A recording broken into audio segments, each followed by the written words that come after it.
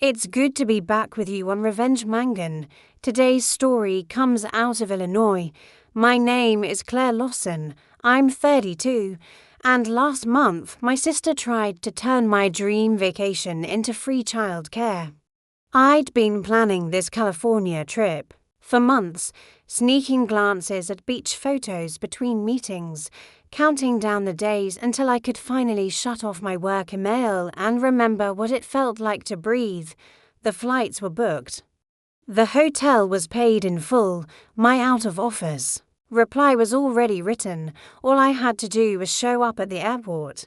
Instead, 3 days before my flight, my sister called. She didn't even say hello. She just launched straight into it. Her sitter had cancelled. The kids were off school. And somehow, magically, this worked out perfectly because I could just stay at her place for the week. When I reminded her I was leaving town, she laughed like I'd told a joke. "You're seriously choosing a trip over your own family," she snapped. "Helping family is too hard for you now." Within an hour, my mom was on the phone ordering me to cancel.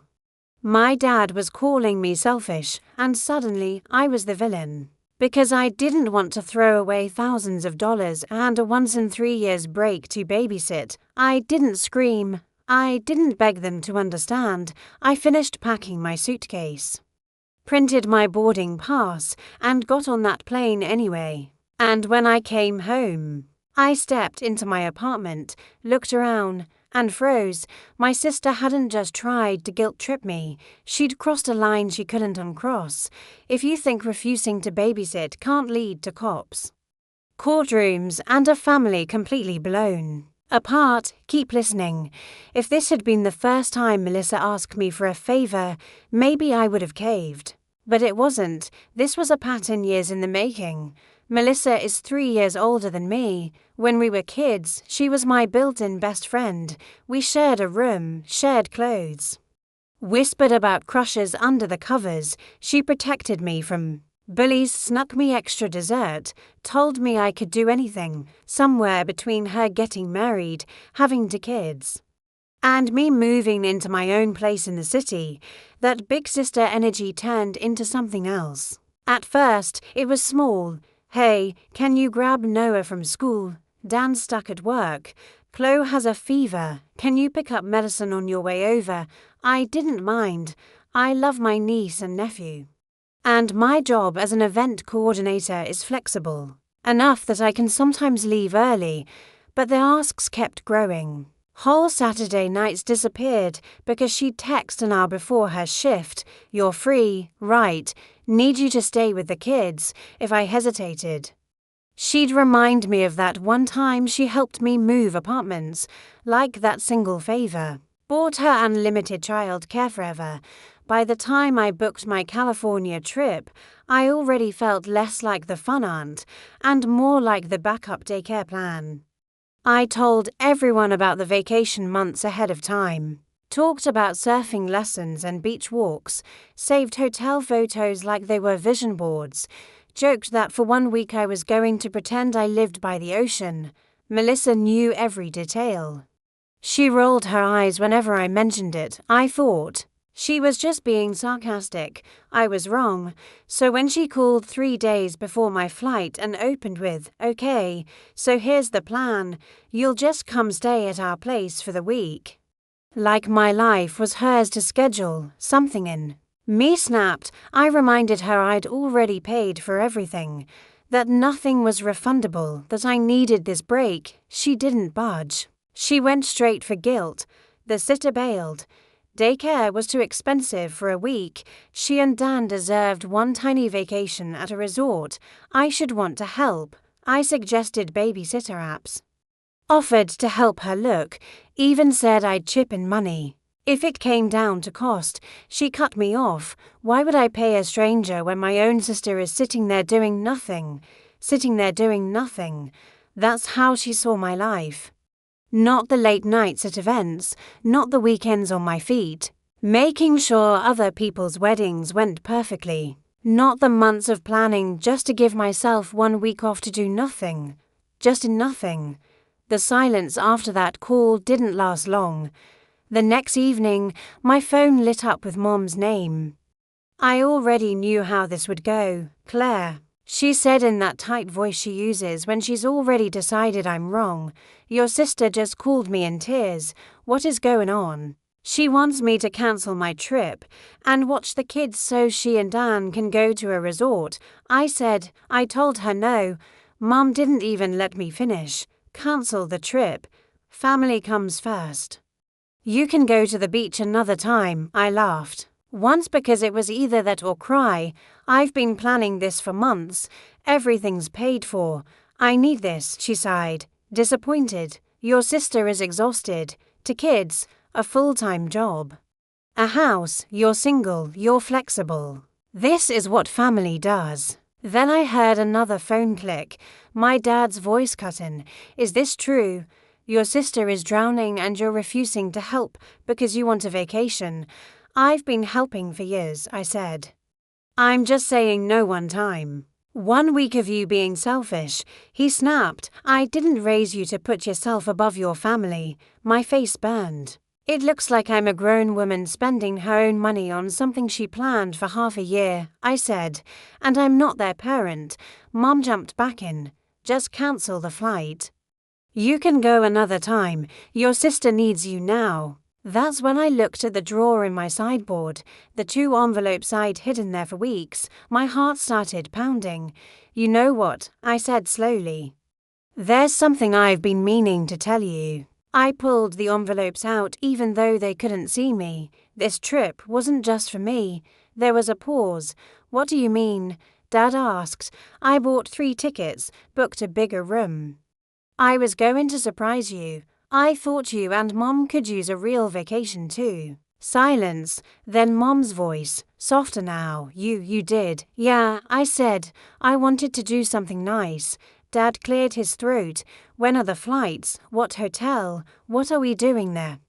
I told them about the harbor cruise, the dinner by the water, the taco place everyone raved about. By the time we hung up, Mom sounded excited. Dad joked about buying a straw hat. And not once did either of them tell me to cancel any more. Melissa texted me while I was still packing my beach bag. Nice move, she wrote, buying them off with plane tickets. Guess I know where I stand. I stared at the screen for a long time. My thumbs hovered there, ready to type a paragraph. Ready to explain that this had always been the plan, that I wasn't manipulating anyone, that I just wanted to do something kind. Then I set the phone face down, for once in my life. I didn't explain myself. I didn't argue. I didn't chase her approval. I let her be angry, and I kept my plans exactly the same. I won't lie, when the plane finally touched down in California, my stomach tightened. Part of me expected my phone to explode with one last guilt bomb from Melissa, something dramatic, something cruel, something designed to ruin the landing. Instead, all I had were a few boring work emails and a text from my dad. We just landed too. See you at the hotel. That was it. For the first time in a long time, I let myself feel excited without bracing for impact. At the hotel, watching my parents walk into the lobby with their little carry-ons, turning in slow circles like kids on their first field trip, made every argument worth it. My mom kept whispering, "This place is too nice for us," like someone was going to escort her out. My dad leaned over the front desk and joked that if breakfast was free, he might never go home. That first night, we walked along the harbor. The sky melted into pink and gold. My parents stopped every few feet to point at boats, pelicans, reflections in the water like it was all brand new. At dinner, my mom tried fish tacos for the first time and announced she'd been living wrong her whole life. My dad ordered a drink with a tiny umbrella, pretended not to like it. Clearly loved every sip, and in between laughing at them, I kept glancing at my phone. Nothing from Melissa, no hope you're happy, no passive-aggressive thumbs up, no guilt-soaked paragraph, just nothing on the second day. We went on the harbor cruise I'd booked. My mom stood at the railing, wind in her hair, eyes shiny, and whispered, "Thank you, honey. I didn't realize how much I needed this." My dad took about 100 blurry photos and kept saying, "I can't believe we're really here." That night, my mom posted one of the less blurry pictures of the three of us on Facebook. Captioned it something simple. California with my girl, cousins, and old family friends started commenting, saying how good we looked, how happy we seemed. Melissa's name never popped up. But I knew she'd see it, I told myself. The silence meant she'd cooled off. Maybe she was embarrassed. Maybe she realized she'd pushed too hard. But lying in the hotel bed at night, the air conditioner humming, I couldn't shake the feeling that this wasn't over. Melissa isn't the type to just let things go. Still, I shoved that thought aside. I went to the beach with my parents. Watched my dad stubbornly roll up his jeans instead of buying swim trunks.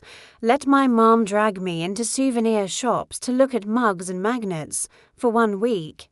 I let myself be a daughter and a tourist instead of the on-call babysitter. By the last day, my shoulders had dropped. My brain finally stopped spinning with work and family drama. On the flight home, my mom fell asleep on my shoulder. My dad snored softly across the aisle, and I remember thinking, maybe this trip fixed more than I thought. That feeling lasted right up until my rideshare pulled up in front of my building in Chicago.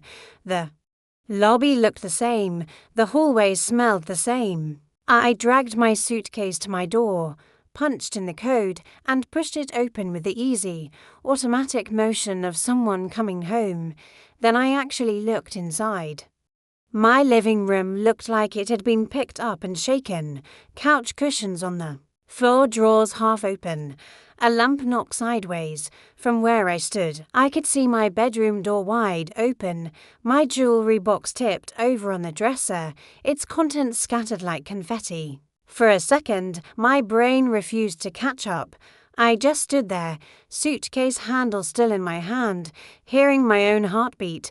I had gone on my trip anyway, just like everyone said I shouldn't.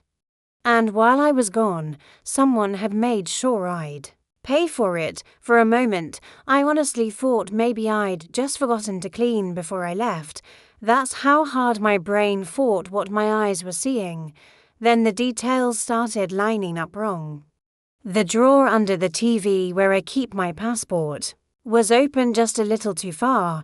The coat closet door was cracked. One sleeve of a winter jacket was caught in the frame, like someone slammed it shut in a hurry.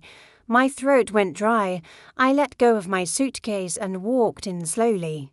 Like moving too fast would make everything worse. My work laptop wasn't on the coffee table where I'd left it. The charging cable dangled off the edge like someone had yanked it free and never bothered to coil it. In my bedroom, the jewelry box my mom gave me for my 25th birthday lay on its side. The little velvet slots were empty. The top drawer of my dresser was open. Underwear and T-sets half spilled out. I went straight to the small drawer under my TV where I keep my passports and important documents, empty. That was the moment my stomach actually flipped. This wasn't just a messy search. Whoever had been here knew exactly where to look. I stood there shaking, and then one single thought cut through the panic: the cameras. After a break-in scare last year, I'd installed a small Nest camera in the corner of the living room and another in the hallway pointed at my front door, mostly for peace of mind. Now they were the only thing keeping me from falling apart. My hands fumbled as I opened the app and scrubbed back through the week. Tuesday afternoon, 2 days into my trip. The timestamp glowed on the screen as my front door swung open. I leaned closer, expecting a stranger in a hoodie, a masked figure, something that made sense. Instead, I watched my own sister walk into my apartment. Melissa stepped inside like she owned the place. Leggings, oversized sweatshirt, hair in a messy bun. She didn't look nervous. She didn't look rushed. She shut the door behind her, tossed her keys on my entry table, and went straight to my kitchen. I watched her open my fridge, pull out a drink, and take a long sip like she'd just gotten home from work. Then she walked into my living room, picked up my laptop, opened it, typed something, and set it back down. A few seconds later, she glanced up toward the camera, right at it, no flinch, no surprise, just a flat, annoyed look, like the camera itself was an inconvenience. Then she walked out of frame. I switched to the living room camera. There she was again, opening drawers, lifting cushions, going through my sideboard. She went into my bedroom, came back with my jewelry box, sat on my couch, and started picking through it.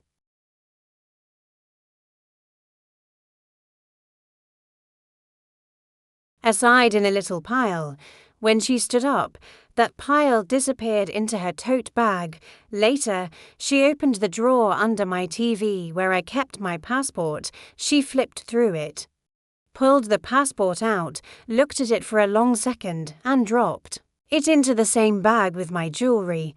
I don't know how long I stood there watching my own sister calmly strip my life for parts.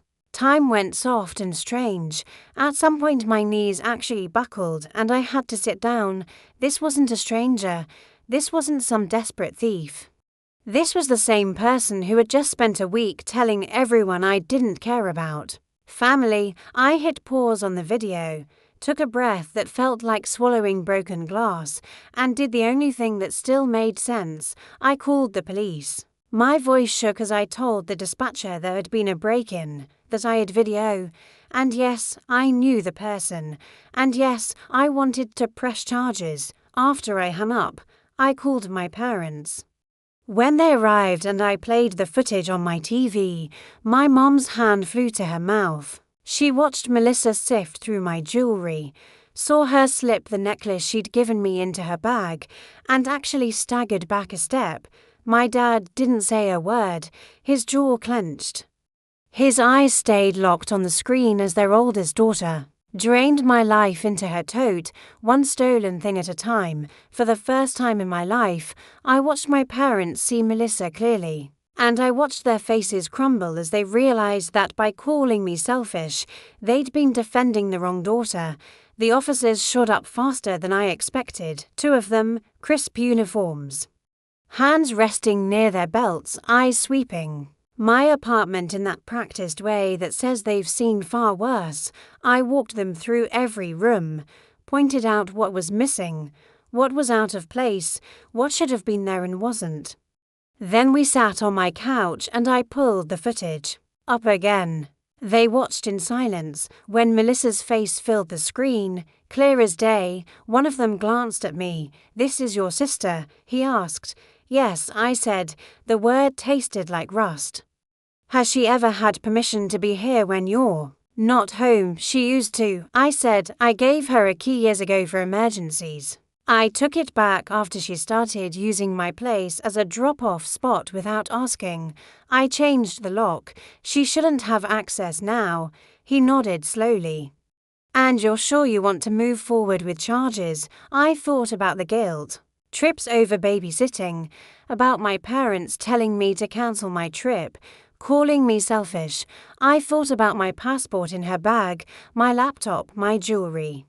The way she looked straight into the camera like she was daring me to do something about it. "I'm sure," I said. The next few days blurred together, statements, forms, phone calls. Detectives got a warrant to search her house in the suburbs. They found my laptop in a closet, wiped clean, but still traceable. The serial number matched my receipt. They found my passport in a kitchen drawer, like it was just some random thing. They found the necklace my mom gave me for my birthday shoved in the back of Melissa's jewelry box. When they brought her in, the detective told me she tried to spin it at first. She said she was just checking on my place, that she was borrowing a few things until I got back, that we share everything as sisters, that this was all a misunderstanding blown out of proportion. Then they showed her the video. The detective said her face changed when she saw herself on the screen. not the look of someone caught and ashamed, the look of someone annoyed they were going to have to deal with consequences. She still insisted it was family business, that the police shouldn't be involved. Too late for that. Word spread faster than I ever expected. Her manager at the big box store heard about the arrest before Melissa could even spin her version. They suspended her, then quietly let her go, apparently. Being caught on camera stealing from a relative isn't a great look when you handle inventory and cash. When the court date came, I sat on one side of the room with my parents. Melissa sat on the other with her public defender. Jaw set, eyes forward, she pleaded to a reduced charge.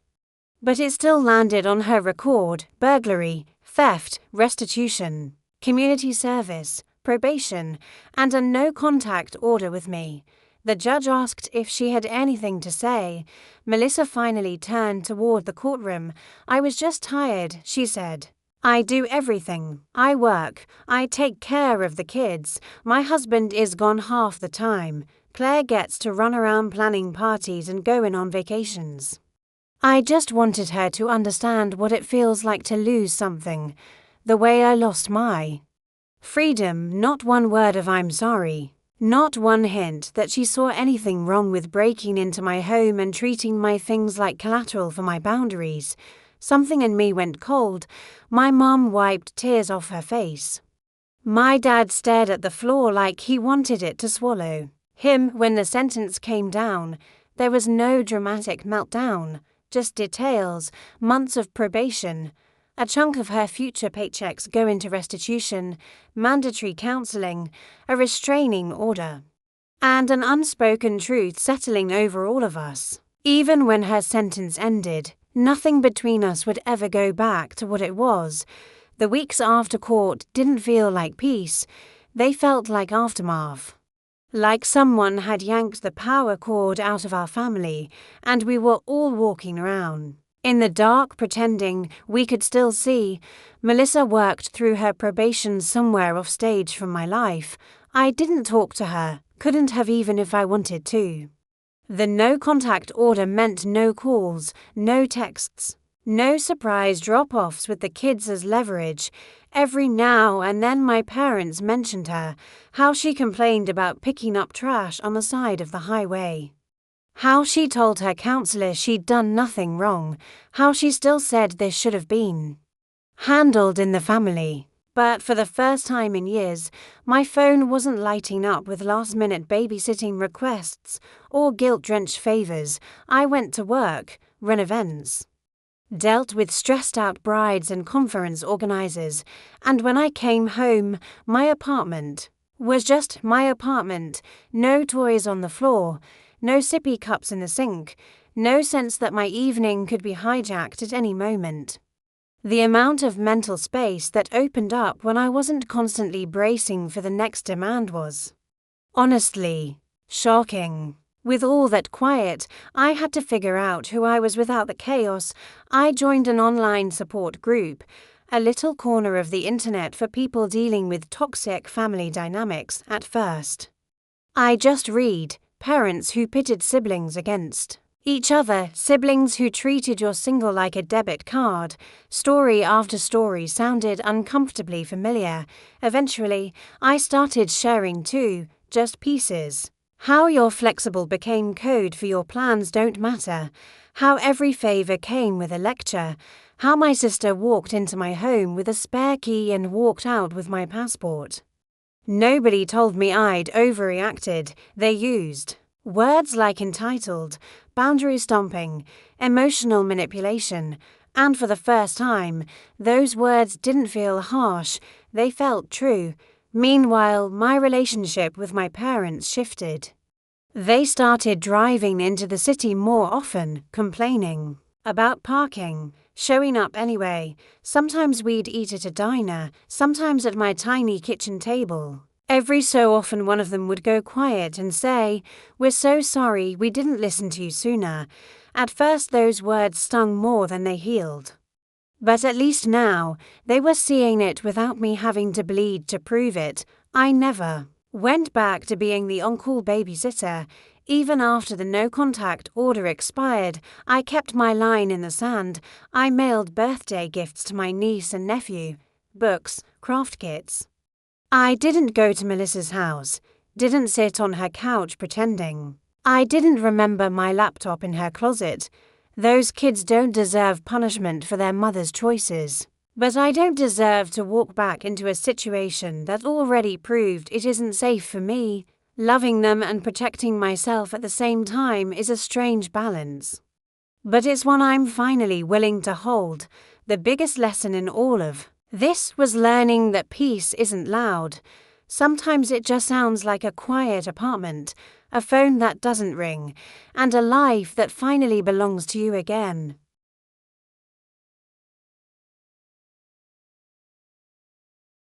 In the end, all of it came down to something ugly and simple. Being family is not a free pass. It doesn't erase basic respect. It doesn't mean you owe someone your time, your money, your peace of mind, or the keys to your front door just because you share DNA. Real family, whether they're related to you or not, doesn't punish you for having a life of your own. They might feel disappointed sometimes, sure. They might wish you'd made a different choice, but they don't break into your home to make a point because you dared to say no. Calling the police on my own sister was one of the hardest decisions I've ever made. There are still days I wish I'd never been put in a position to make it, but every time I unlock my front door now and know exactly who has access to my space, every time I say no without writing a 3-paragraph explanation to justify it, I know I did the right thing. Setting boundaries doesn't make you heartless. It means you finally realized your safety and your sanity matter, even when the person hurting you shares your last name. And if someone in your family were standing where I stood, if your own sibling walked into your house because you wouldn't babysit and treated everything you own like collateral for their resentment, what would you tell them to do? Would you really ask them to forgive and forget for the sake of family? Or is there a line that, once crossed, means there's simply no way back to what was? Because I learned this the hard way, love doesn't mean accepting manipulation. It doesn't mean tolerating abuse. And it doesn't mean pretending something unforgivable never happened just to keep the peace. Actions have consequences, even inside a family. What happened to me didn't just teach me how to say no. It taught me that respect is the real foundation of any relationship, and without it, family is just a word people use to excuse terrible behavior. So if you're listening to this and you're carrying guilt for setting a boundary, if you're being told you're selfish for protecting your time, your space, or your mental health, hear this clearly: you're not cruel for choosing yourself. You're not disloyal for refusing to be used, and you're not wrong for walking away from someone who proved they don't respect you. Sometimes the bravest thing you can do isn't forgiving, it's locking your door, drawing your line, and finally believing you deserve better.